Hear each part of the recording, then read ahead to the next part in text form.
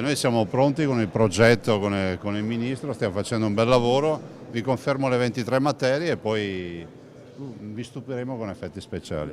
Il trasferimento dallo Stato alla Regione di tutte e 23 le materie previste e la possibilità di trattenere in Veneto i 9/10 delle entrate. Si respira ottimismo nell'aula magna del BO, l'Università di Padova, dove il governatore Luca Zaia e il ministro per gli affari regionali Erika Stefani hanno spiegato a giuristi, economisti, ma soprattutto a semplici cittadini che l'iter è partito e che indietro non si torna. I tempi saranno brevissimi. Però auspico molto brevi. Io ho la mia intenzione, il mio programma è quello di poter portare una bozza di intesa affinché possa essere discussa almeno all'inizio della discussione in Consiglio dei Ministri entro il 22 di ottobre.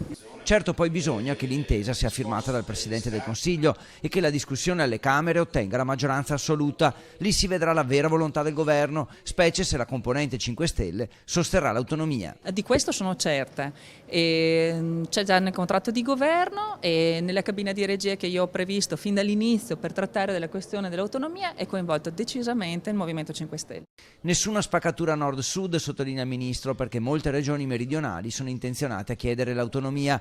Le trattative sono già avviate con 8 regioni, il Veneto è davanti a tutte perché si è mosso per primo e c'è un referendum che parla chiaro e che dà a Zaia la forza di fare domande scomode a Roma. La solidarietà va data a chi si rimbocca le maniche, a chi non se le rimbocca il diritto di esistenza non gli deve essere riconosciuto. Noi lasciamo ogni anno, male che vada, 15 miliardi di euro di residuo fiscale a Roma. Penso che abbiamo anche il diritto di alzare il dito e dire scusate, ma cosa se ne fate dei nostri soldi? Dove sono finiti i nostri soldi? Infine anche la questione finanziaria non preoccupa. Il Veneto è pronto ad assumersi le sue responsabilità. Sicuramente una gestione da parte del Veneto delle risorse in modo da avere anche una maggiore responsabilizzazione della spesa. Secondo me il grande obiettivo dell'autonomia è di quello di portare non solo il nucleo di decisione più vicino ai cittadini, ma anche la capacità proprio di gestione delle risorse.